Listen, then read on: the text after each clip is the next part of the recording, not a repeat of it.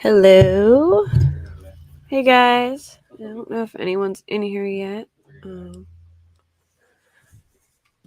I am going to go over the Orrin and Orson case. I have a couple of videos that I'm going to show. I know a few people wanted to see this, so I'm going to wait a second. Let me get them up.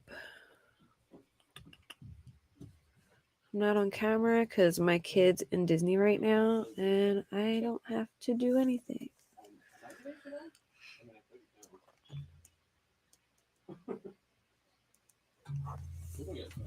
Let me see.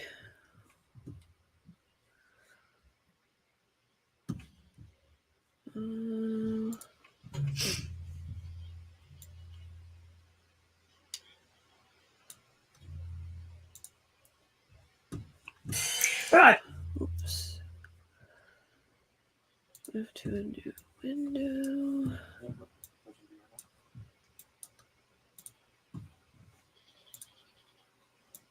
We're going to turn now to the disappearance of two little boys.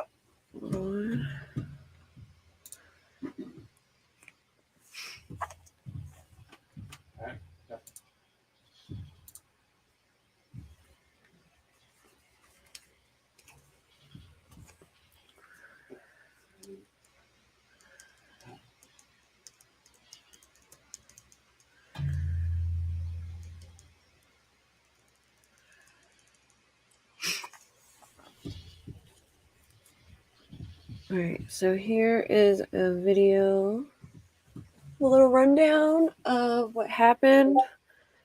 Actually, I can probably go over like a little timeline before I play it, but so on Monday, December 22nd or 21st, around the early evening, Orrin and Orson West supposedly were playing outside with their adoptive father, Trezell West, while he was gathering firewood. He says they were playing with chalk. I'm pretty sure that later on they looked in the backyard and they didn't see any chalk markings on the ground. But he claims that they were playing with chalk. He says he briefly goes inside the house and he comes out and the boys are gone. So he said that he drove through nearby streets and he spoke with neighbors and he couldn't find them. So around 6, this was like early evening, this supposedly happened. And then at 6 p.m., he reports them missing. And the police come and volunteers come and they start searching for him on Monday night. On Tuesday afternoon, the police, this is the 22nd now, the police take them in for further questioning. And Tuesday night, with a warrant, the police search the home and leave with evidence collected in several bags, and they say that the parents are cooperating. On the 23rd, the adoptive parents speak with the media. I'm pretty sure it has like a short video. There's a short video in this video that I'm about to play that shows them talking to the media. They have 2 other adoptive children and 2 biological children. All of the children were pretty much removed since the investigation, like their biological and their adopted children, and all their phones were seized. Let me see. And then on a Wednesday night, the investigators work under bright lights set up in the family's backyard, and it's unclear what if any evidence was found. Wednesday also is when Trezell and Jacqueline talked to the media. And then December 29th, the investigator, or the chief of police, which I really like that guy. I don't know why. He has like a cool little mustache and stuff that I just, for some reason, I think he's awesome. But he tells the media that foul play is suspected and nothing was found when the investigators dug up the West family backyard.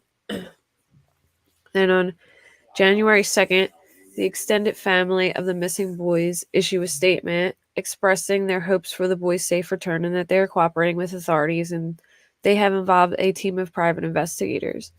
The statement said the family members had been advised to avoid the public because of the intensity and amount of threats they had received, and the West home in California City has been targeted by rocks and attempted break-ins, according to the statement. On January 4th, businesses offer a total of $25,000 to anyone who can find the boys. On January 17th, a reward money rises to $100,000 for anyone with information leading to the boys' whereabouts, and the money has been donated by businesses, churches, and the Adoptive family in the city. January 25th, the California City Police Department is asking for residents to report anyone seen trespassing at the home of missing Orrin and Orson's adoptive parents. A candlelight vigil was held outside the boys' home Monday evening, with those participating praying for their safe return. On February 1st, California City Police and federal agents revisited the home of the Orson boys' adoptive parents this Monday morning with special equipment that sends a signal into the ground to see if there's anything underneath, and nothing was found during the visit. February 2nd, a candlelight prayer was held outside the home in Bakersfield where the boys lived before they were adopted. On February 14th, the biological family of Orson and Orrin West said it was raising money to put up billboards about the missing boys. On the February 19th, protesters gathered outside the Department of Human Services building in a rally to continue raising awareness of the case. On February 21st, online groups from across the country and overseas have formed online communities tracking the case and sharing information. March 1st, the Bakersfield Police Department becomes the lead agency investigating the boys' disappearance. Now, Bakersfield was where the family previously lived. So they lived in Bakersfield, and then they moved to California City in September, and then they reported the boys missing in December.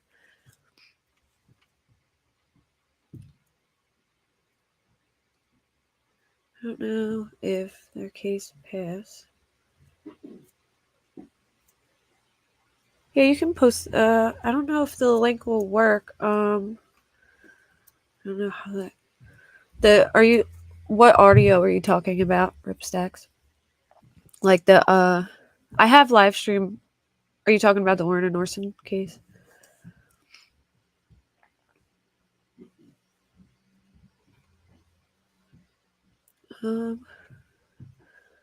You can send me the link in my email if you want.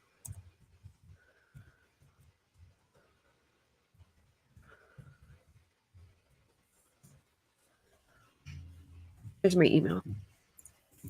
So the Bakersfield Police Department becomes the lead agency investigating the boys' disappearance.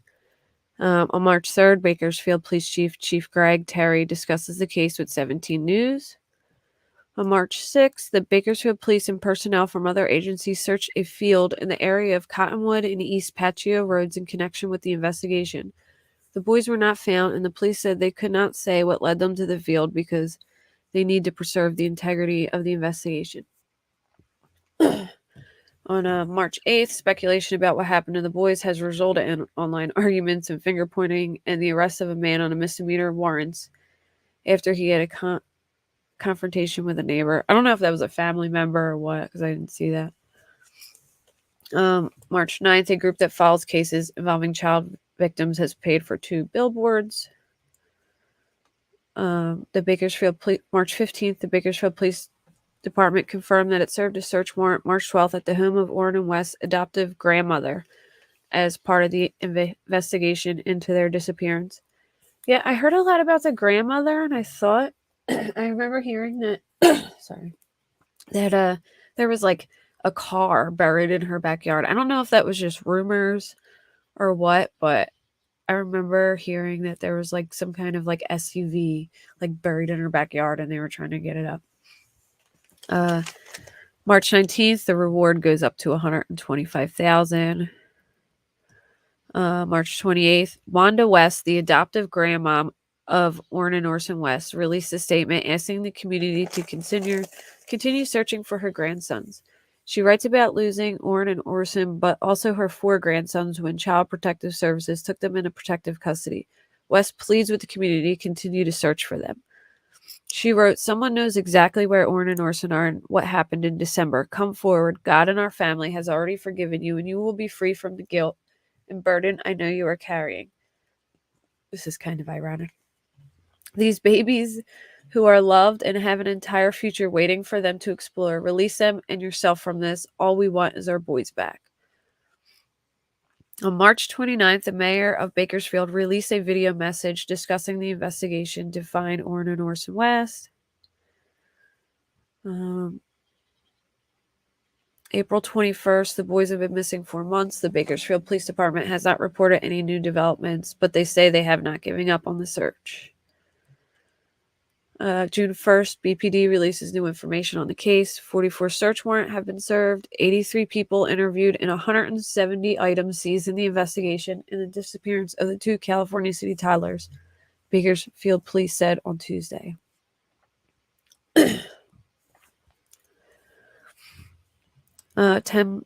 October 21st, 10 months later, the boys remain missing. Orrin and Orson West's biological father spoke with 17 News about his experience dealing with the boys' disappearance, and they held a prayer vigil. I actually have that video I'm going to play next.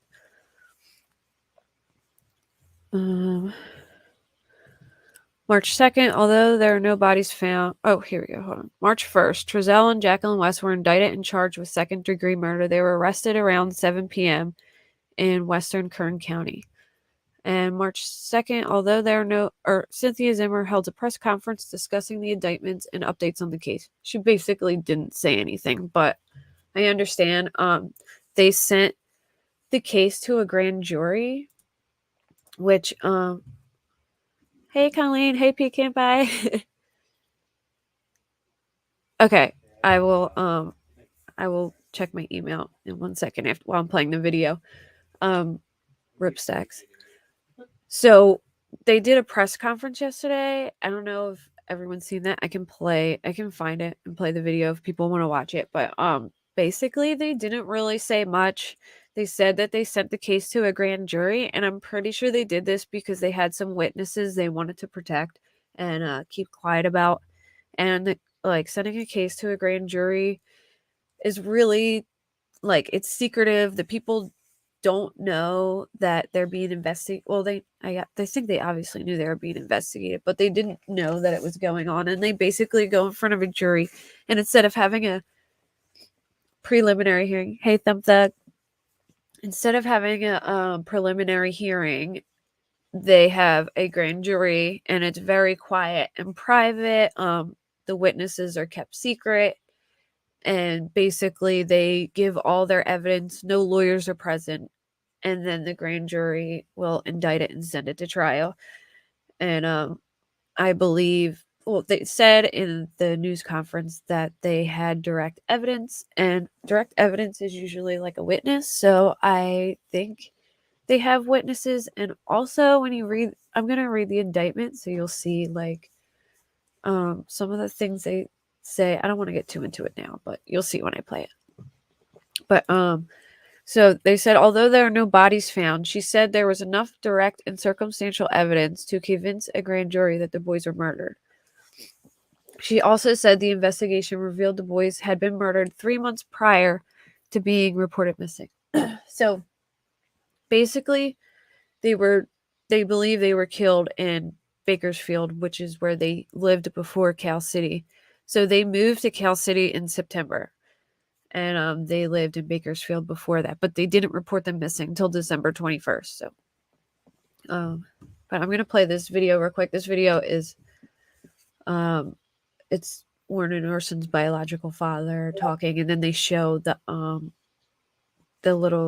press conference that they did with the parents. But also, one thing that really bothered me, and I think from the beginning that why I didn't like the parents, I never understood why they changed these kids' names. Their names are really classic and sincere, and I just think that's so terrible. A kid knows his name for years and years, and then suddenly you're just gonna like change it to a completely new name, which bothered me so bad. I don't know why, but like I feel bad even changing a dog's name, let alone a kid's name. Yeah, I like the DA too, and I think she didn't say a lot because it's a case involving minors, and I believe like when we read the indictment, you can make like you can decide for yourself, but I kind of think that the other children were were some of the witnesses. I'm not totally sure though, but that's what everyone's getting out of this. I don't know by reading it, like I couldn't tell if they were implying that it was the children or not. But let me play this video real quick and then I'll bring the indictment papers up. Boys in California. It is part of our continuing Missing in America series here on Prime. Orrin and Orson West, brothers, vanished from the backyard of their family home just days before Christmas. That was 10 months ago. And since then, the search for the then 3- and 4-year-old boys has been relentless. News Nation's Nancy Liu is digging into their case and the investigation into their disappearance. And she is joining us live tonight with their story. Nancy.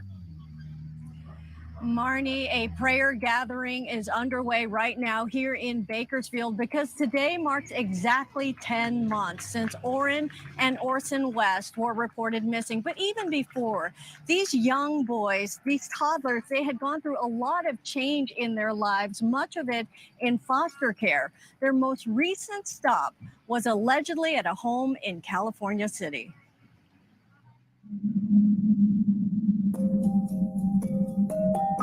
Not a good feeling. It's not nothing that you want to just sit up and think about all the time. You got to make yourself think about something different, positive, something happy, something better. Biological father Charles Pettis is racked with heartache. In an exclusive interview, Pettis talks publicly for the first time about the mysterious disappearance of 4-year-old Orrin and his 3-year-old brother Orson. They might not remember me, but I remember them. And I'll show them. Like, it don't matter how long it takes, how hard it's going to be, I will never give up. It's been 10 months since the brothers were reported missing from this home in California City. It was around 5 p.m. on December 21st, and Christmas was close. Adoptive father Trezell West says the boys were outside that afternoon playing with a family dog named Chalk. She was actually wrapping gifts, so we thought it was a good idea that they go outside and play with Chalk on the back patio. West claims he checked on the boys when he went out to get firewood. Came in the house, saw them there. I went in the house, I came back out. I didn't see them there. I immediately went back in, asked my wife, did you see the boys? She said no, they should be outside playing with Chalk. I didn't see them, so I came back outside and I started searching my backyard. I searched the whole thing. The boys were gone, and West says he realized he had left the back gate open. The West spoke with local media 2 days after they called police, but they have not commented publicly since. I don't want you guys thinking we didn't try. We actually looked before we called police. Police were called around 6 p.m. Soon after, the neighborhood and the West home were thoroughly searched. The Wests eventually had their 2 biological and 2 other adoptive children removed from their care.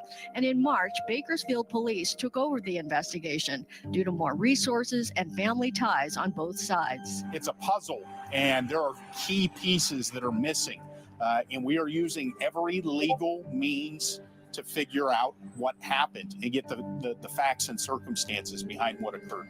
Police admit to withholding over 90% of the evidence in this case to protect their investigation. And while the Wests aren't speaking with the media, police say they remain in contact with the Wests. It's one of those situations where you open a door and that door leads to another hallway, which leads to another hallway, which leads to another hallway.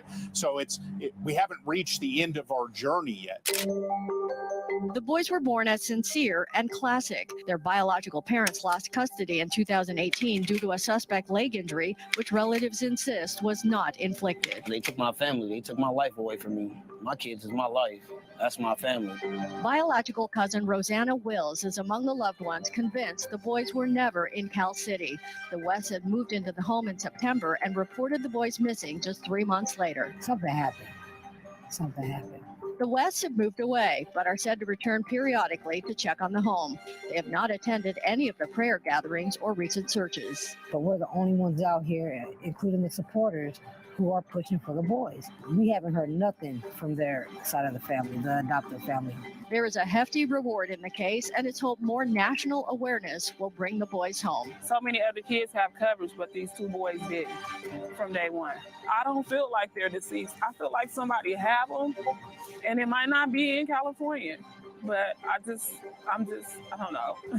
Well, I have children. I have 3, and most people have children. Most people, we don't expect anybody's child to go missing and just disappear. Jennifer Nobles has generously made sure that billboards and banners featuring the boys are widely disseminated, even though the only available photos are well over a year old. Even if they're a little bit old, I hope there's some feature, that they see on their face, their nose, or their lips, or their eyes, or anything that just stands out to them that makes them question, like, could that be, one of the boys? Could it be just possibly? There is a secret witness line just for this case. That number is 661-322-4040. The family and Bakersfield police implore anyone with information from before or after the boys disappeared to please call. Marnie? Just vanished. Nancy, police aren't saying too much about their investigation all these months later. Can we read anything into what they have revealed and shared so far?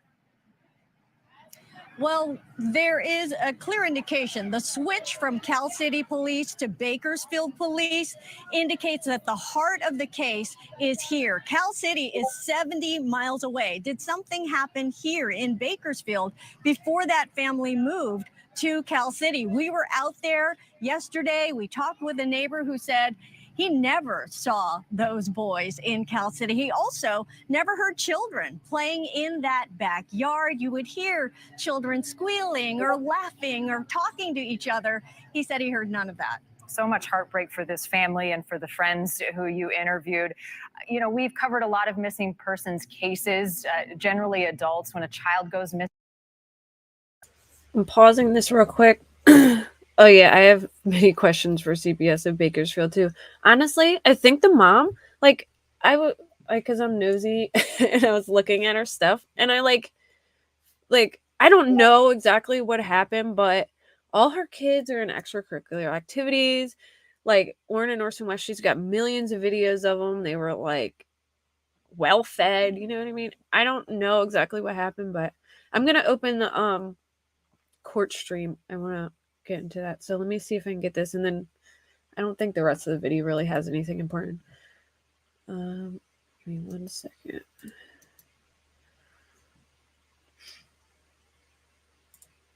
No.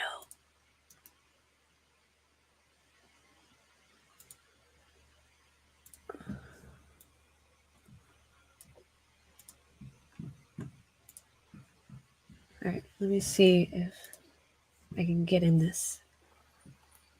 Is this just the audio, or do they have a video?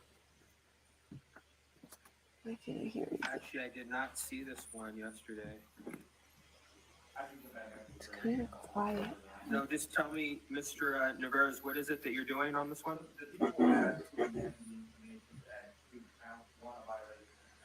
Can you guys hear that? Just audio.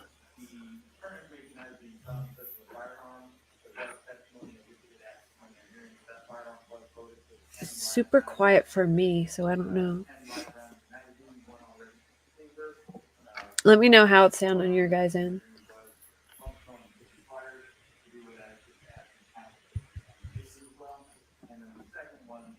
Let's see.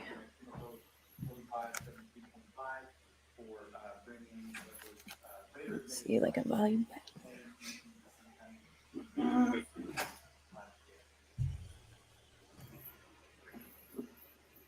And the preliminary hearing transcript indicates that as well. Correct. Yeah, the first one was the initial investigation on August 17th when the general pulled over and stopped.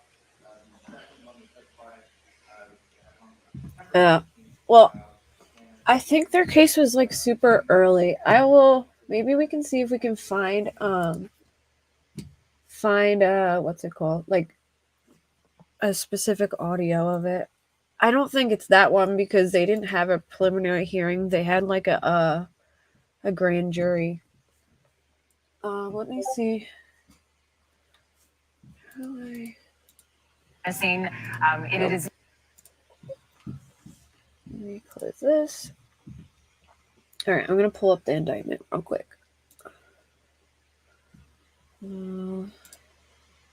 So, you guys see that, or should I zoom in?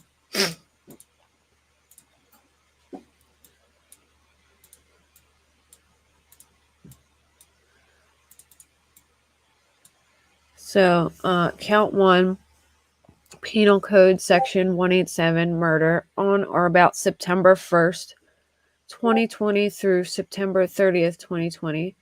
Trezell West and Jacqueline West did with malice and forethought murder Orrin West, a human being, in violation of the Penal Code Section 187A, second degree murder. I don't know why they went with second degree. I guess maybe because they thought they couldn't prove first degree. I also heard, I don't know if this is a rumor or not, like I can't confirm it, but they had like 50 witnesses. So is anyone who Roro is? She is like this, I don't know if she's related to the family or what, but I love her. And she's been like on the gas pedal for these boys since day one. She's awesome. And she did like a Facebook live stream at when they like at the press conference, and she said that they interviewed 50 witnesses, and I think I would trust her as a reliable source because she's been like heavily involved. She was there when, I don't know if she was there when they arrested them, but she was there when they were towing away like their Winnebago, and she was in that video. I don't know if it was towards the end or if she was in the beginning, but she had like pigtail braids. She's a cousin to the bio father. Okay, yeah, I love her. But she said they had 50 witnesses, and I think she said they didn't go for murder one because the witnesses said that it was done out of anger. But I kind of just find that hard to believe that out of anger he killed both kids. Like I can see if he like, well, I mean, I can't ever see killing a kid, but like I mean, like I can see someone getting in a rage and mad and hitting a kid and accidentally killing them, but both of them, it just doesn't make sense to me. I think they have a strategy. Yeah, I was thinking too, like maybe they felt like what was said. I think they feel like maybe what was said that they couldn't prove first degree, but yeah, I wish they would have went for first degree, but I get it. Second degree murder, a felony. It is further alleged that the above offense is a serious felony within the meaning of Penal Code Section 192.7C1. Circumstance and aggravation. It is further alleged that the defendant Trezell West and Jacqueline West committed a crime that involved great violence, threat. Oh my god, I have like a million alarms on my phone for like everything all day, and they go off. Let me make sure I have none on. There we go. Okay. Commit a crime that involved great violence, threat of great bodily harm, or other acts disclosing a high degree of cruelty, viciousness, or callousness, with the meaning of California Rules of Court 4.421A1. Don't quote me, but I heard Duty Ron saying that the other kids they have was the ones. Yeah, well, that's what I heard too. That's what I'm saying. Like, so people have read the indictment and they believe that they forced the kids to hurt the other kids. I don't know. Like, I don't know who. Like, I don't know where that came from, or if they got it from reading the indictment. Because when you read like parts of this, alleges they kind of like forced somebody to do something. So I don't know if they like heard from somebody that knew or like got that from reading this. But if that's the case, that's disgusting. So committed a crime that involved great violence, threat of bodily harm, or other acts disclosing a high degree of cruelty, viciousness, and callousness with the meaning of California Rules of Court 4.421A1. Circumstance and aggravation. It is further that the victim, Orrin West, was particularly vulnerable within the meaning of California Rules of Court 4.421A3. It is a circumstance and aggravation. It is further alleged that the defendant, Trezell West and Jacqueline West, induced others to participate in the commission of the crime or occupied a position of leadership or dominance of other participants in its commission within the meaning of California Rules of Court 4.421A4. So that's the part I'm talking about. They said they induced others to participate in the commission of the crime or occupied a position of leadership or dominance of other participants in its commission. Yeah. I was wondering maybe if it was the grandma. Like, I thought they had, like, they were looking in her yard, and I swear I remember hearing something about a car being buried in her yard. I don't know if that was true or not, or one of them just like rumors that were going all over the internet at the time. Circumstance and aggravation is further alleged that defendant Trezell West and Jacqueline West took advantage of a position of trust or confidence to commit the offense within the meaning of California Rules of Court 4.421A11. Let's see, on the second page, so 3.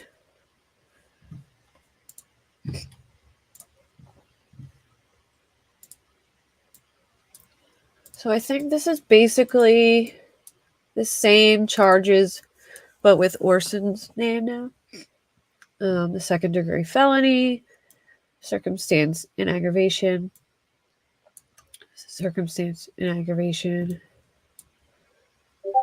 the same one with the induce others to participate in the commission of the crime. It is further alleged that the defendant, Trezell West and Jacqueline West, that the manner the crime was carried out indicates planning, sophistication, or professionalism within the meaning of the California Rules of Court 4.421A8. That's different. So yeah, there was, according to them, there was some planning to it. If they did that with the kids, that's terrible. I can't even.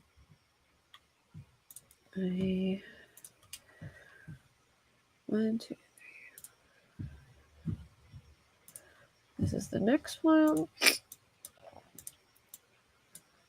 It is further alleged that the defendant, Trezell West and Jacqueline West, took advantage of a position of trust or confidence to commit the offense within the meaning of California Rules of Court 4.421A11. Count 3, Penal Code, Section 273AA, on or about September 1st, 2020 through September 30th, 2020, Trezell West and Jacqueline West did willfully harm or endanger Orrin West, a human being, in violation of Penal Code 273AA, a felony. It is further alleged that Trezell West and Jacqueline West committed a crime that involved great violence, threat of great bodily harm, or acts disclosing a high degree of cruelty, viciousness, or callousness within the meaning of California Rules Court 4.421A1. It is further that the victim, Orrin West, was particularly vulnerable within the meaning of California Rules of Court 4.421A3. It is further alleged that the defendant, Trezell West and Jacqueline West, induced others to participate in the commission of the crime or occupied a position of leadership or dominance of other participants in his commission within the meaning of California Rules of Court 4.421A4. I wonder if that could go for like adults too. Like, it could be anyone, right? Like a position of leaders. Like, it sounds like It sounds like maybe they made the kids do it, but I forget. I think it was at 4. I have them saved as all these files with a bunch of numbers, so I have to count them.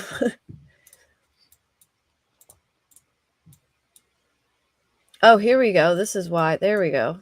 This explains it. I don't know how I missed this the first time I read it. It is further alleged that the defendant Trezell West and Jacqueline West induced a minor to commit or assist in the commission of the crime within the meaning of California Rules 4.421A5. Okay, well, there you go. Yeah, I missed that the first time I read it. I didn't see where it said a minor.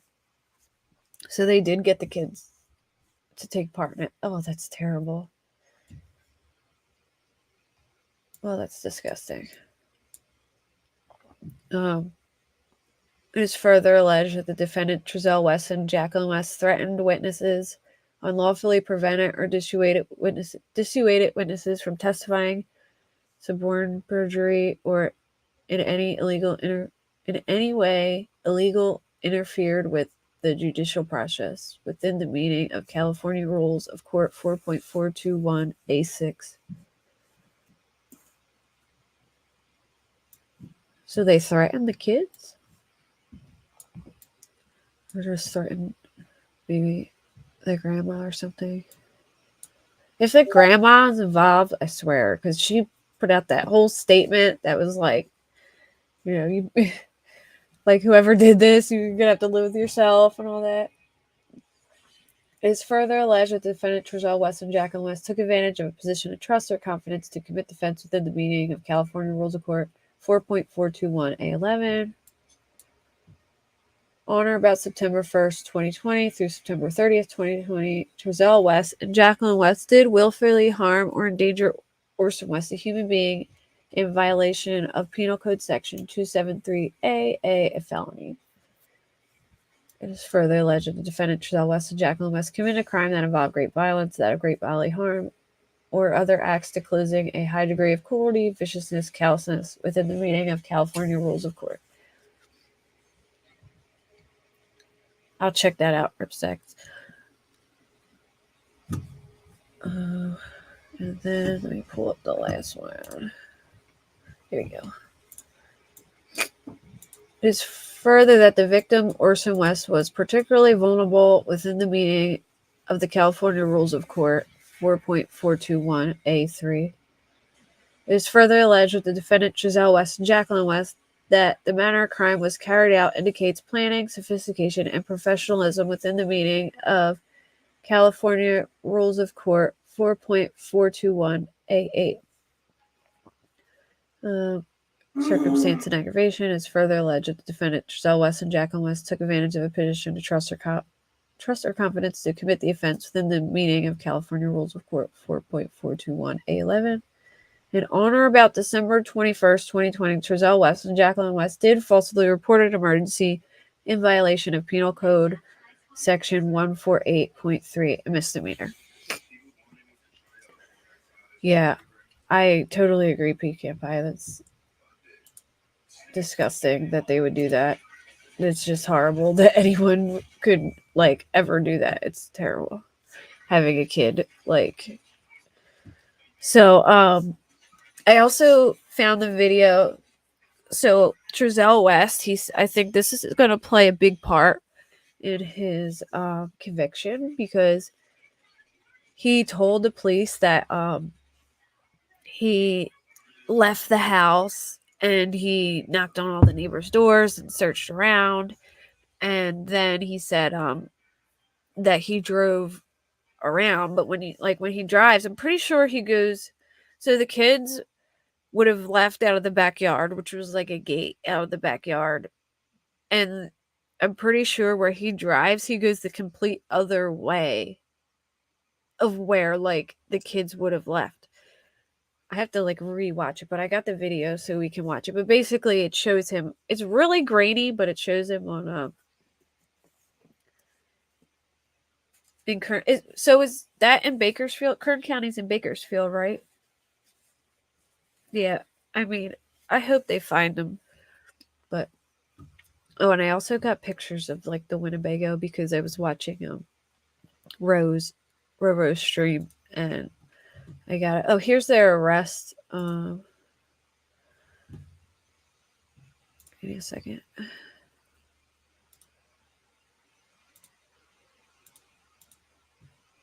Here's their like arrest. Their arrest stuff. So if anyone wants this information, write it down or whatever if you want to keep track of it. But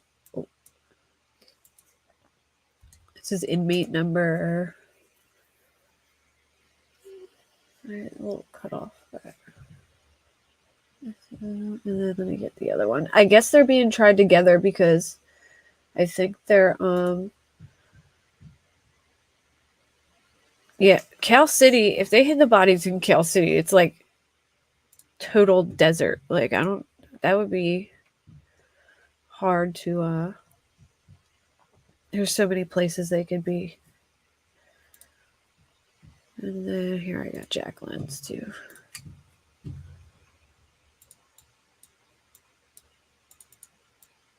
I think it was their case numbers. Their case numbers are like the same, but like with like a -2. I have to get the case number still, but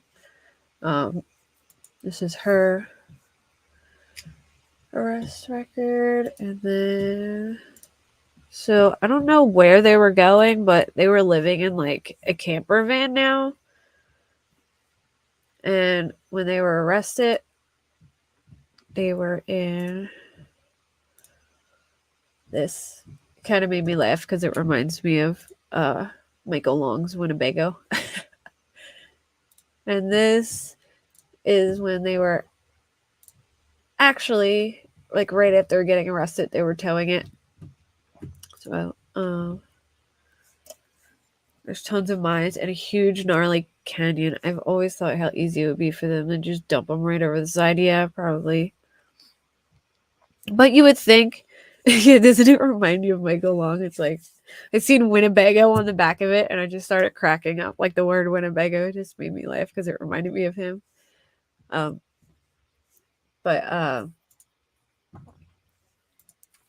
Yeah, I hope they find their bodies though, because that would be a slam dunk if they did.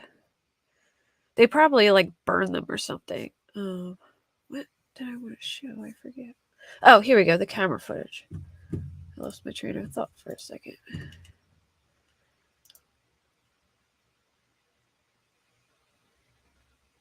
Oh, give me 1 second. I'm trying to figure. Open link in new window. There we go.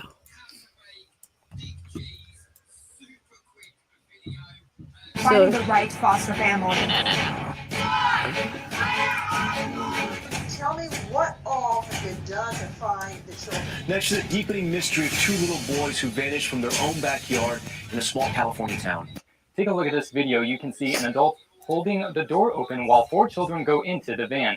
Then later that day, 2 adults, which appear to be Trezell and Jacqueline, come back to the house without any kids. Chief Walker says the West say they dropped off 4 of their children, not including Orrin and Orson, at a family member's house that day. Walker says that day, December 19th, was their last day. The other 4 children say they saw Orrin and Orson. Camera footage of a neighbor to Trezell and Jacqueline West shows on December 21st at 5:53, Trezell starts looking for the boys around the neighborhood. The neighbor admits the timestamp on the security look, he goes right. is 1 hour off. What appears right here is someone, I'm assuming by his statement, is Trezell getting into a white van in front of the property and exiting. I love this And sheriff. it looks like he makes a left turn and goes eastbound. He like looks like a pirate Trezell or comes something. back to the home 6 minutes later. Fast forward to 5:53. California City Police arrive. This is 5:53. So can you tell me? 5:53 is consistent again. We received the call at 5:48, and we were on scene within 5 minutes. So that makes absolute sense. And it looks like I'm assuming Trezell and Jacqueline walking up to the police car and discussing with my officer, giving them information of what they reported. Trezell gets in his van and looks for the boys around the neighborhood more. I'm absolutely confident at this point my officer is beginning his search where the kids were seen last, and that would be in the backyard. You saw dogs on the other side. She said she was wrapping gifts and she let my 2 kids out in the backyard because she didn't want them to see the gifts. But you didn't let the other kids out. Where were the other kids? Why my 2 just go back there? At night, she said it was dark. And it's cold right now, so I know it was cold then. So I don't believe it. I feel bad. So for her. when did she tell you this? Where were you when she told you this? I just came here 45 minutes when nobody was here. 45 minutes to an hour, and we knocked on the door. And it took a minute to come in. He came out, and he want to say he's sorry and all that. I just don't feel in my heart that it's something. They're not. Yeah, he looked for 6 minutes before he called the police. I don't know them. And went the complete They wrong did way. I feel like they did something, and they know something. They did something, and I feel my kids is somewhere around here. I feel it, and I feel like they're in the house, and I feel like they did something. Neighborhood right here. I even talked to a gentleman on that side, one of those streets over there. I said, "Did you see some little black kids?" And that way that's the way I was gonna come. But when I came back home, I decided to call the cops because it was dark. They couldn't have got away that fast. And why did it take two people to go in the house and leave two kids out here by themselves? It should have been one parent going in and one parent right here watching the child. I love how the neighbors just called them out. Kids out here by themselves for 10 minutes. No, they were in the backyard. And the back gate was out the backyard. And the back gate was open, and I was getting wood So from you this lot guys here. been unresponsible and left the gate open, left some little kids outside with the gate open. All right. Sorry. That interview was so cringy too. They were like, oh yeah, like the guy had his fingers under his arms like so tight the whole time, and the way he talked, he was like, oh, I did this and then I did this. Like there was like pauses between, hey Gladys. There was pauses in between everything. Like it was like he planned it out in his mind and he was just saying it like each portion. Yeah, they really did. And the neighbors were just like tearing them apart. But I wish I knew what the address was so I can show you a map. But pretty much like the gate that they had went, like if you went out in the backyard and you went to the right, the gate was all the way to the right and at the end. I don't know if it was like on the corner or something, but it was like a weird place for the gate to be. But it was like a big gate. It almost looked like a gate where you could like pull a whole car in the backyard. Like it had to be on a corner, I guess, or like or on a corner of an alley or something. But if the kids were to have left the yard, they would have had to go out that gate. And when he went to go search, he went right. But they would have been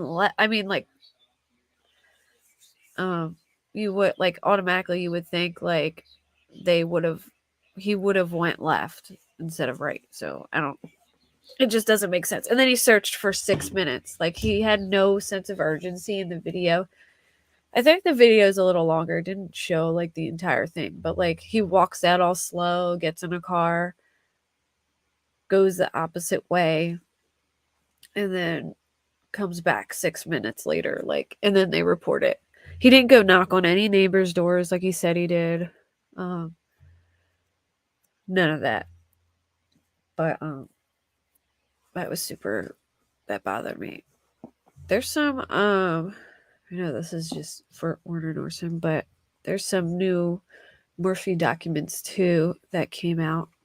I think I have the link. I can put them up. If we want to go over that real quick. Let me see. I don't know. It's in my phone. Hold on. Does anybody follow the Murphy case in here?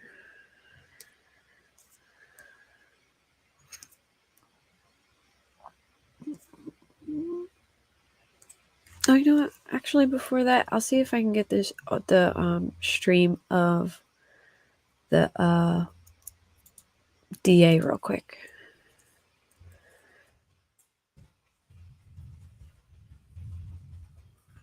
In case anyone hasn't seen it.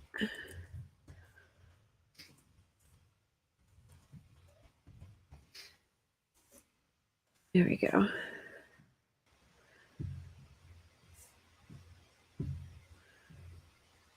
Wait 1 second while I put it over. Oh my gosh, come on.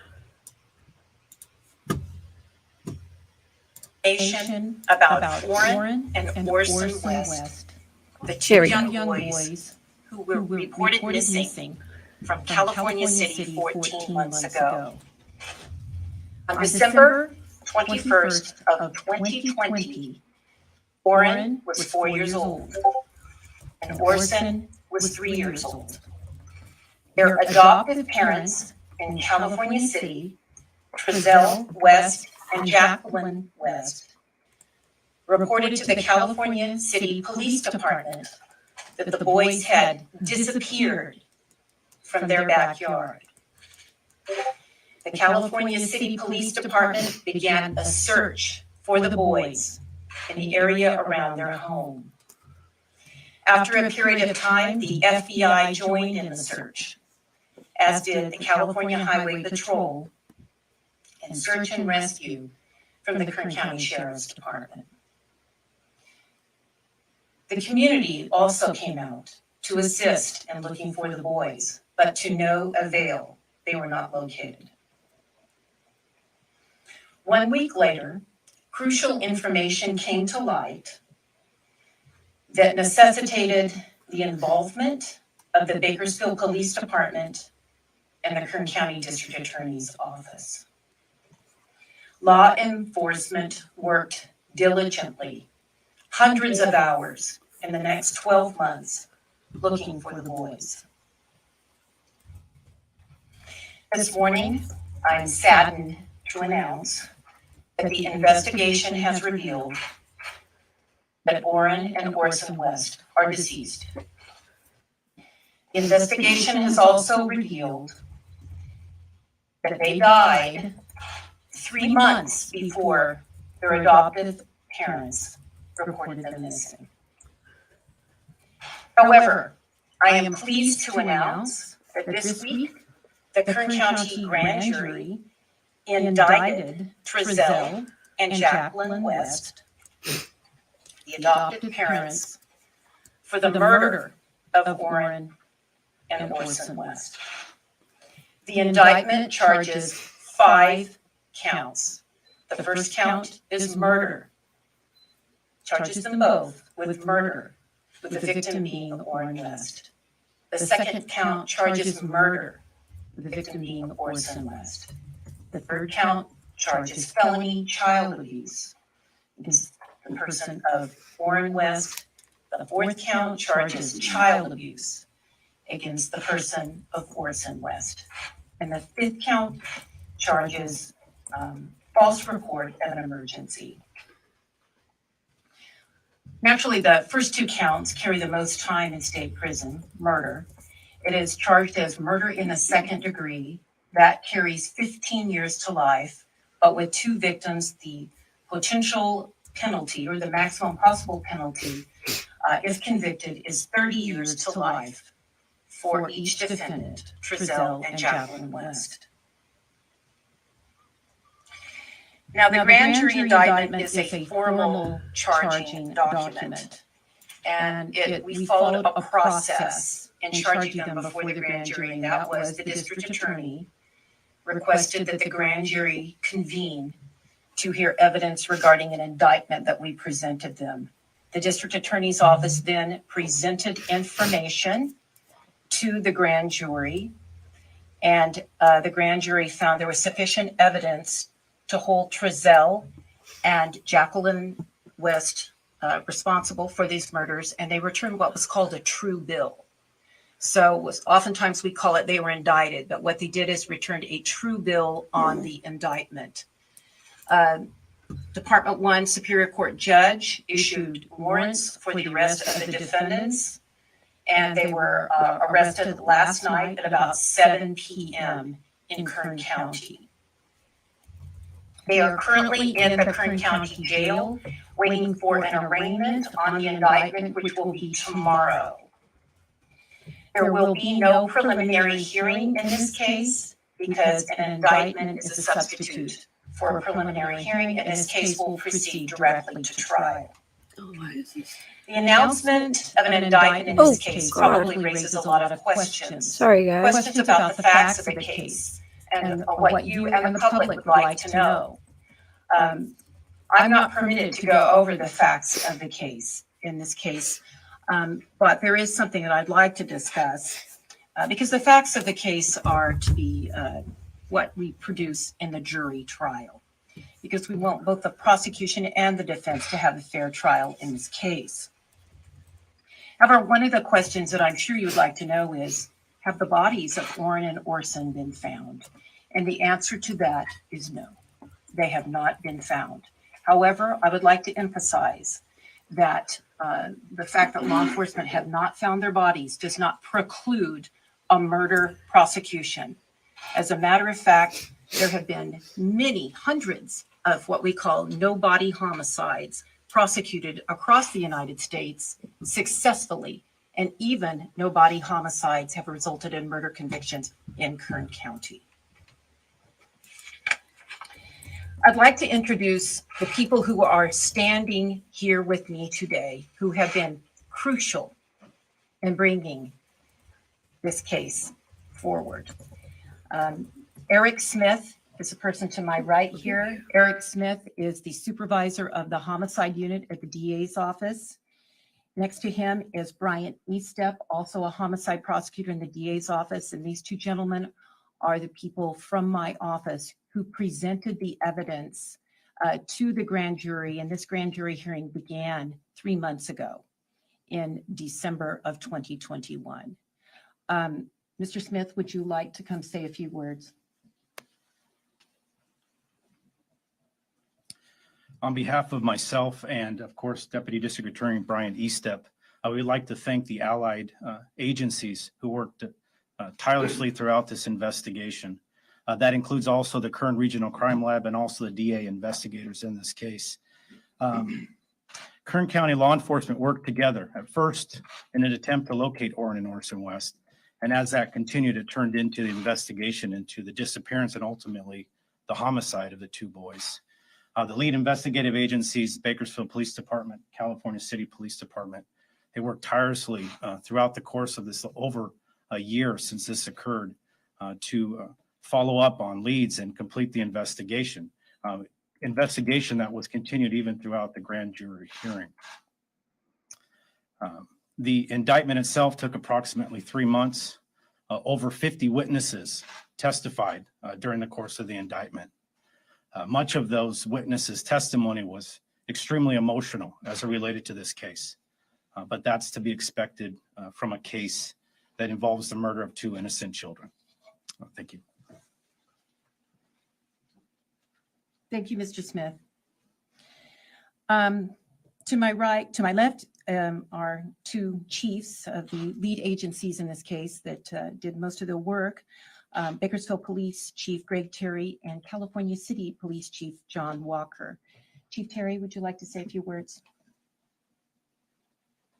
Thank you. Good morning, everyone. This is not the outcome that we and so many had hoped and prayed for over the last year. Our thoughts and prayers go out to the families of Orrin and Orson, who, with this news today, their worst fears have been realized. I want to express my pride and appreciation to our homicide team, who invested so much personally and professionally to find the truth in this investigation. We now realize that the search for the boys began after the real tragedy had already occurred. But it is the work and diligence of the investigators, our partners, California City Police Department, the FBI, the National Center for Missing and Exploited Children, and many, many other law enforcement agencies, community members, our own community members, and members of the public. That diligence, that refusal to give up is why we are here today. I also want to express my appreciation to our district attorney, Cindy Zimmer, for her leadership and for her commitment to the safety of our families here in Kern County, no matter how difficult the case. We also would not be here without the teamwork and support of the district attorney staff. They provided invaluable support to our investigators, a perspective and advice and counsel along the way. And again, we would not be here without that support as well. And the last thing I would say is this is not a resolution in this case. And there will not be a resolution completely in this case until these boys are brought home. Thank you, Chief Terry. Chief Walker, would you like to address the audience? Good morning. Thank you for being here. Let me emphasize, first and foremost, this is a tragedy, an absolute tragedy that was reported in my city, that two small boys could be killed by their parents. But I do have to say how proud I am of my department from the second we got the call until we brought in so many resources, and we're very grateful for that. But the second we got the call, we were on scene. We began to work it and look for these kids. And we had so many agencies involved, Kern County Sheriffs, the Search and Rescue, CHP came with their helicopter to help us. But the citizens of Cal City came out in numbers to look for these kids. And it began to grow to the outlying communities and eventually across the nation. We were getting people who were interested and they wanted to know where these kids were as well as us.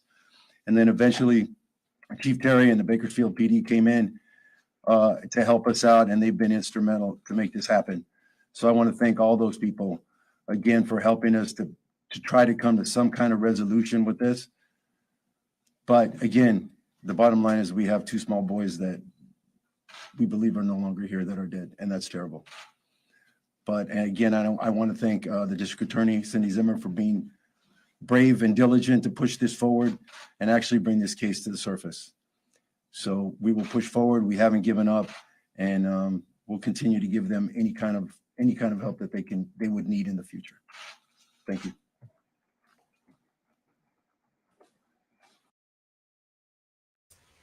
Do you guys want to watch the question part? They ask a bunch of questions and she pretty much doesn't answer anything. I was going to try, if you guys want to see that part, I can play that too. But they ask about, I'll give you a little rundown. They ask about why they did it with a grand jury, and she said that it's a little bit more like private. That I guess they had like witnesses, like minors and witnesses are involved. So in that case, you usually go with a grand jury because they kind of like meet in secret and do it in secret. She doesn't say this, but I'm explaining it to you. They meet in secret and they do basically they replace a preliminary hearing and they meet in secret and they present all the evidence. No lawyers are there. And then the grand jury decides if it goes to trial or not.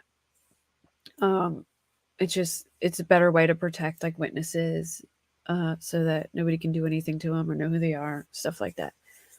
They ask a million questions about the case and she just, yeah, there really was a lot of evidence in the beginning and I was kind of losing hope too. But I mean, I think it was like totally obvious that they did it. It still bothers me so bad that they changed these kids' names. Like, can you imagine like having your name, your identity, and growing up, and then like that's what everyone calls you every day, and then you get adopted by some strangers and they completely rename you? That just irritates me so much. I just hate them because of that. I don't know why, but that really bothers me for some reason. Like, why in the world would you ever change a kid's name? Hold on, I'm gonna pull up. So there's an AV video where they're at court, and then I have an article I'm gonna share real quick, and then I'm gonna get the email Ripsack sent me too. So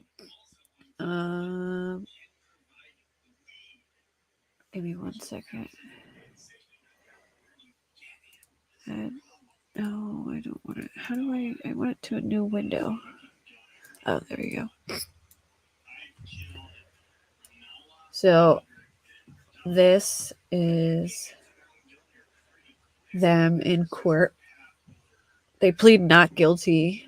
That's interesting. I wonder if they're going to try and blame it on the kids. Yeah, I'm really upset for the mother too, because I feel like the mother, like, I don't know what actually went down, but when you, like, I'm always nosy and find the people's, like, Facebooks and look through stuff because I just like to kind of, like, judge for myself rather than listen to what everyone's saying. And, like, she has so many videos of Orrin and Orson. You can tell they're like well fed, they're happy, they're, you know, smiling in every picture. They had birthday parties for them. I mean, like, it just seemed like they were well taken care of, in my opinion. And then she has a couple other kids, and they're all in extracurricular activities, stuff like that. So I just, yeah, I can't believe that.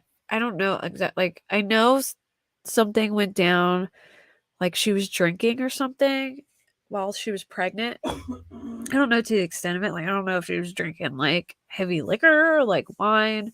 And then one of the kids, I guess there was like a CPS case open for that. And then one of the kids got a broken femur while they were being babysat or something. And that's how he got taken away. But so they pleaded not guilty on 2 counts of second-degree murder, 2 counts of willful cruelty to children, and a single misdemeanor count falsely reporting an emergency in Kern County Superior Court. The bodies still remain missing. The charges brought via a grand jury indictment were announced this against the parents Wednesday. Judge Chad A. Louie ordered the parents held without bail, saying the Wests were a significant risk to the public. The pair faces a maximum sentence of 30 years to life in prison if convicted of the second-degree murder charge, according to Zimmer. They are set to appear in court next Tuesday, when Louis set a hearing to discuss a gag order requested by Deputy District Attorney Eric Smith, and the trial could begin in late May. Wow! So that means we have the Morphew trial at the end of April. I'm not sure when the Stalk trial is, but that should be coming up soon. And then we're gonna have this one. Yeah, I hope maybe the girlfriend will break. Maybe they can separate them, and you know, one of them will crack. So let me get rid of this, and then I'm gonna pull up in this. Thank you, Chief Walker. Oh, yep. Sorry, I suck at screen sharing for now. Give me a second. I'm getting used to this still. Okay, so if AV said we can play it, hopefully we can play it. Good news, guys. Guess what? You know, there's no bell. No bell, guys. Hold on. No bail. Oh, good. That's good. Yeah, No she's bail. coming Wow. right behind us. That's great. They can't get out then. You guys ring her, right? Why is it like this? Yeah, no bell. So Are they that's going to good. walk out?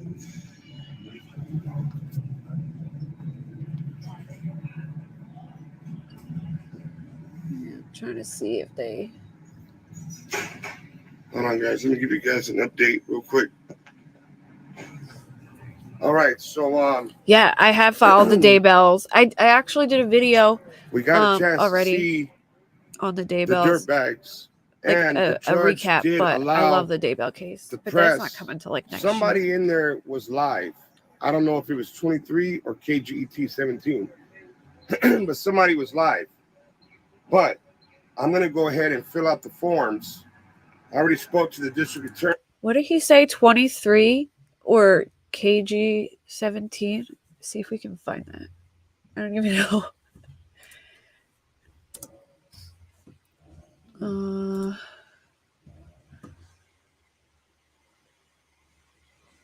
don't know why I'm not subscribed to them, because I did before. Let's see.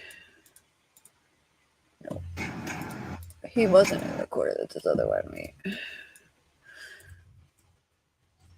Was court? Let's try that.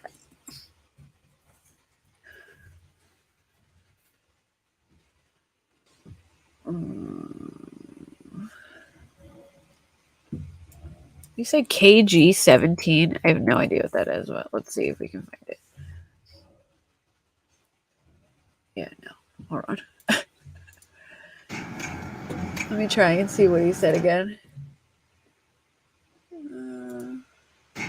No, it's not that one. It's This one. Good news, guys. None of that. From inside of the courtroom. Trezell and Jacqueline, the press, somebody in there was live. I don't know if it was 23 or KGET 17. Oh, he's talking about the news. Let me see. Hold on, let me open, what's it called? Ripstack's email.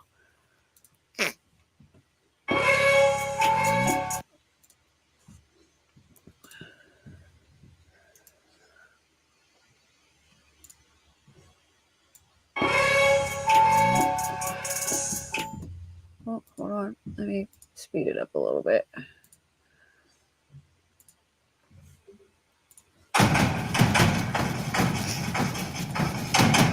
Oh yeah, I seen that picture.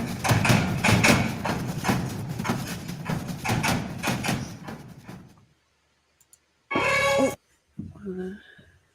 I want to see. I'm going to go back to AV because I want to see what he said. Let's see.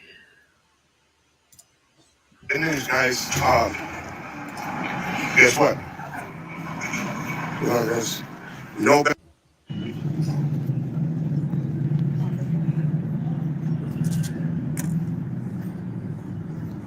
Yeah, I'm gonna put this back on to see what he says about the update. It's on a news channel, he said. We got a chance to see the dirtbags, and the judge did allow the press. Somebody in there was live. I don't know if it was 23 or KGET 17, but somebody was live. But I'm gonna go ahead and fill out the forms.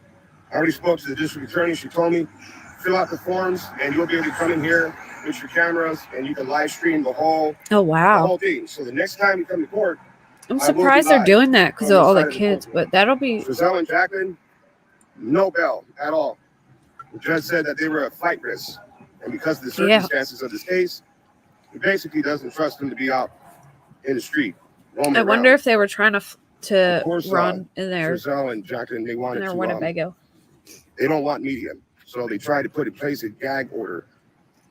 They don't want the cameras in the courtroom. None of that. That's typical, people try to do that. So, especially for a case like this, and you guys know how they've been with the cameras. They've been dodging and leaving every single camera every time they see one, except for in the beginning when they thought they were getting away with something. You guys can see the news is out here now. Let's go ahead and walk over here and see if we can hear any type of updates with Ro. Ro's here right now. I love Ro. I'm here.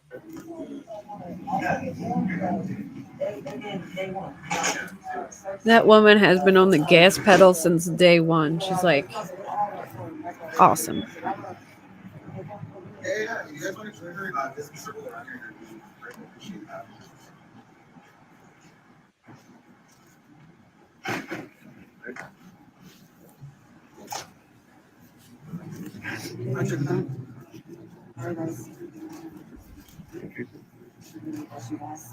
Yeah, she's been like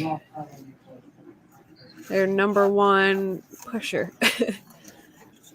She don't play around.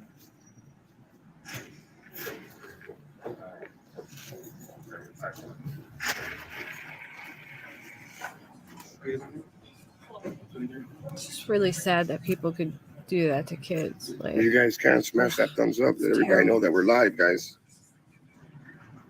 Let's start seeing more notifications out. So, I guess they're holding court in Bakersfield, right? So obviously, Trezell and Jacqueline made their first appearance in court this morning. Your reaction to that, but also what was going through your mind, what as you saw them come out for the first time. Just staring at them. Now I know that they're in behind, in jail, and it gives us a little more comfort to know that they were arrested. Just staring at them, man. I just, just how can y'all make these babies? Like I'm looking at them like, why? You guys are young, and it's just sad, man. Like. So we just want them to be held accountable, don't get out, and never are able to take care of kids and just like none of that. We want the max. Death penalties after whatever's going on with that, but we want the max. We don't want them to get out. So it feels good to see them sitting there handcuffed, brown suits, and you know, that's what they do. Is this the first time that you ever faced them? This is the first time I've ever seen them. Oh, wow. I've seen them on the interview, and that's it. So it was really a moment. Right. The judge deemed them a high risk to public safety. Obviously, since they were arrested, they weren't given any bail. This time around, they were also not granted any bail.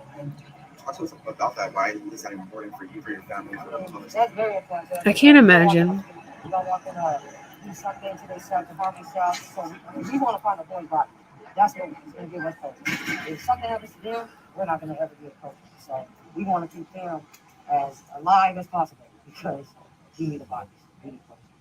And obviously, you weren't here alone today. This morning, you had a couple of other people show up to support your guys' family. What does that mean to you to have them here? I mean, it's a blessing to have the support. I mean, like, honestly, they've been here since the beginning. They're YouTubers, but they're more than just YouTubers because they actually helped us get their learning, went out there with a searching. I mean, they spent countless hours and just, you know, the sacrifice that they made to find the boys. Like, you know, they invested so much time, and they're here today. And I mean, this says a lot, you know, of how much the boys made an impact on just them. Can you tell us who is here today? You guys can introduce yourselves. If you guys have any words for us, as well, we would definitely love to hear from you. Well, my name is Steve, AV Watchman, United We Stand on YouTube. From day one, I was called out to California City to actually put the story out more because it seemed like nobody really wanted to cover the story. They didn't hear about it at first. So I was able to find a video that belonged to the neighbor that pretty much showed something totally different happening than what Trezell and Jacqueline stated on an interview. And so because of the video and everybody here and people all over the world started sharing that video, and eventually everyone started loving the boys. Yeah, And that video was going to nail them, in my just get opinion. justice for those boys. So thank God that the judge just said no bail. That's something huge because we didn't want these people to come out and try to run and go somewhere else. You know, they're here now, and we don't want justice. This is LV United as well. She's been on the case too. We've been on the case 3 days after the boys went missing and been on the case since then. My name is Lena. This is Laura. She's the one that has the group LV United Stand. I initially got on the case because I'm trying to tell myself, and just to know that they were out there with anybody by themselves, and even to know that they weren't with family, period, was just, I know that feeling that I felt it all too long. I'm just glad we're here at court today. Yeah, AV was. They still show no remorse, no nothing. I remember watching videos of him in his car outside of the house, like day one. You kind of all touched on it, but for you guys, how do you relate to these boys? Yet you're Oh, we love them. We love them like our own. I know I do, 100%. They became like our own. Yep. Yeah, the camera footage did it for me too. The world has actually fallen in love with these boys. Even the and changing this of their whole name case. kind of So did it everybody for just me. wants Like to I see couldn't believe they justice changed these kids' names. done the right way, you know. So, yeah, And the little life that they did have made a big impact. made a huge impact. Yeah. We hear that they get arrested and then we show up to go and see them, and then reality is they're still sharing that justice. The possible justice is actually going to stop. Right. Can you guys spell out your first and last name for us, just for the record? My name is Steve, Steve. My last name is Lakios, Lakios. First name Laura, last name Vasquez, Laura, Vasquez. Selena Quair, Sulina, last name Quair. So they had 2 biological children and they had 2 other adopted children, and all the kids Thank you all so much. Appreciate it. got taken away by CPS. I know that. Man, oh man. Yeah, for sure. All right, guys. So, justice for the boys, 100%. Yes, we do. Big time. Big time. Exactly. Exactly. Damn right. Oh, yeah, make sure. It's true. You guys, this camera's still rolling, right? Hey, guys. So, you guys will most likely see that interview right now on either KGET 17 or 23 ABC. You guys know that's pretty much my first time ever standing in front of the news cameras. I've always just wanted to, just be the boots on the ground. I never really wanted to get and put myself way out there, like that. But because it's just about the boys. It ain't got nothing to do with me or no one else. It's just boys and finding out what happened to them. So here we are, guys. And if you're just tuning in, Trezell and Jacqueline, no bail, none at all. So they are not going nowhere anytime soon. And here, hold on, give me a second, guys. Yeah, right over there. I wonder if they interviewed. Excuse me. Yeah, If you 4. want- Yeah, who are you with? 6 kids in all. 4 Who are left you with? and 2 disappeared. Well, they 17. killed If you them. ever want to, like, if you go on YouTube, you know how to use all that, right? Just go to AB Watch Me United Stand, and you'll see from the very beginning up until now, just tons of videos. If I you don't know guys why are it's not letting me you guys have scroll. permission. Yeah, that's a lot of footage. I'm gonna pause this and see if like the mother All right, guys, comes so out or something. we need to spread the word even more. You know.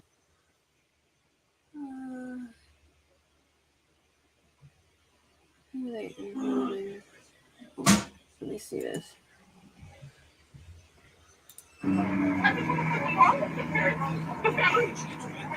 These are just the. I want to see if the mother comes out and if they interview her. Well, they're interviewing Roe again.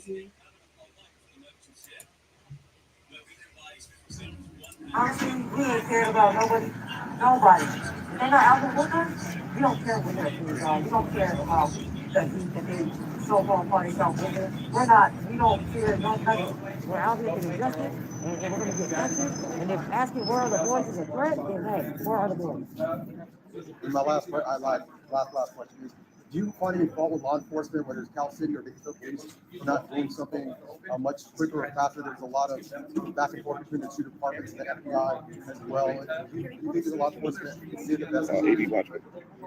In the beginning, out there with Cal City, I feel like they mishandled the case. Hell yes, they did. But as They just asked Roe if she believes Cal City mishandled the I don't case. know how that went, but and in the pictures, the photos, we never got like it was a lot that we were asking for, and we didn't. That was on why we didn't get it. Now we know. They never released the call either. Yeah, I mean, it's so much in the beginning, but honestly, I look at it now and I understand that the process it takes to convict somebody, you want to make sure it sticks. Now we know, and honestly, I just want to thank the police department, the DAs, and all of them for making this happen. Because like I told them last night, I said, look, I know we want to answer.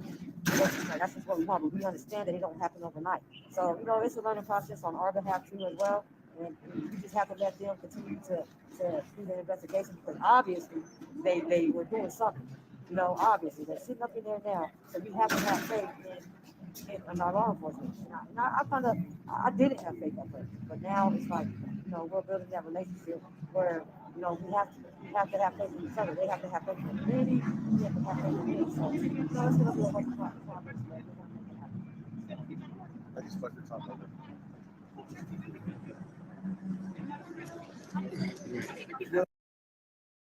It's nice she said that because I think a lot of people don't realize how long a case takes to be put together, and if things are rushed, it could totally get screwed up, and it's a lot of work, and moving too soon could totally blow the case. And it was nice that she said that it was a learning process for her. Now she understands that it takes time, because it does. I think a lot of people want justice and results quick, but that often leads to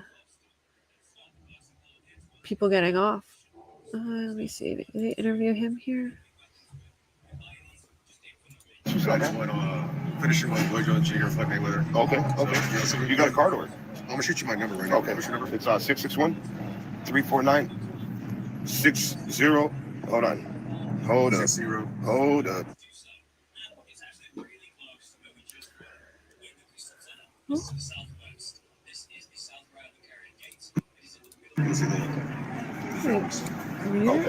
What was your name again? I just said, did you get my? Oh yeah. Oh, got you. Okay. Yeah, I appreciate it though. Yeah, I'd like to go follow back at some point. You're out here local or? No, I'm in LA. So I'm out that way too. Okay. Yeah, so we can work something out. We've been working on this for about a year. Okay. And Lock Hills is LAKIOS, yeah. I'll send you, I don't know if you want to add it to your documentary, but I'll send you some of the beginning videos that I have posted. I've been documenting from day one. So, finding the video next door from the neighbors, until all the way up to today. So, definitely want to talk with you more. And we've interviewed a lot of people in this case. And we've heard about the YouTube drama. I've never. Oh, it's craziness, man. Yeah. But So he's not concerned with the YouTube We're drama. also exploring the adopted foster care angle. So we interviewed I'm Janice. gonna fast forward. Let's see the interviews. Alrighty. There goes Railroad. She walked in, she said, Who did that? Wacky Jackie? Wacky Jackie. Yep, and then that's the Oh, that's her Jackie. nicknames, by the way. Jacqueline's nickname is Wacky Jackie and Smelly Trezelli. Look, is that true? That's the name did. Oh, yeah. Is that true? Is that true? You guys see her? Yeah, I was standing right next to her. I'm going to go grab this out the truck real quick. I'll be right back. There's the booze. All right. Well, I think I'm gonna shut this down because I have to drive like a half hour away to my vet to pick up one of my lizards' ashes. She had cancer and died last week, so I don't want to wait too long because it's already 2:00 and I'm not sure what time they close. But I'm gonna close this up. But before I go, obviously, I'm going to be covering this in the Morphe trial and the Stalk trial, and I will be covering the Daybell trial when it eventually comes. But I'm going to do a stream about I don't know if you guys ever watched or paid attention to the West Memphis 3 case. I have like the whole case file. I've been digging through the case file. I'm trying to find the link. I know I texted to my hubby and told him, like, I'm sending this because I don't want to forget it, and now I can't find it, and I was going to share it. But I will find it, and I will share it somehow. Even if I have to make, like, a couple-second video, and I can share it in the About section so you guys can look at it, too. But it has so much evidence, and it's, like, one of those...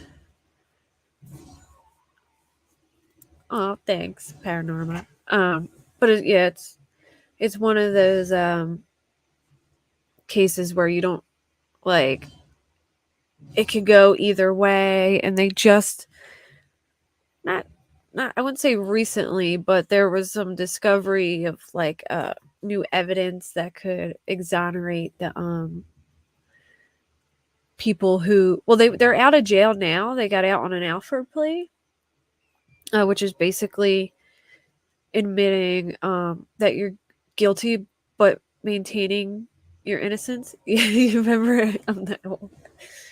I was 998. I was like 7 when it happened, but it's a sad case. It really is. If you haven't followed it, look at there's a documentary called Paradise Lost, but I have to warn you, if you're gonna watch it, they show the bodies of the kids in the beginning, and it's hard, like with no warning at all, just like boom, show it, and it's kind of hard to look at. But the documentaries are really good, but the documentary's kind of one-sided. But I'm gonna share. I'll do like a couple second video just to share the case file link. So if anyone wants to read through the case file, because it's so much stuff. I have no idea what I did with the link, but I'll find it. But yeah, I'm gonna do a video on that probably in a couple days. Yes. So but I'm gonna get off to go get my lizard's ashes. So have a good day, everyone. Thank you for coming. Bye, Paranorma. Thank you. I don't know who else is in here, but bye, guys.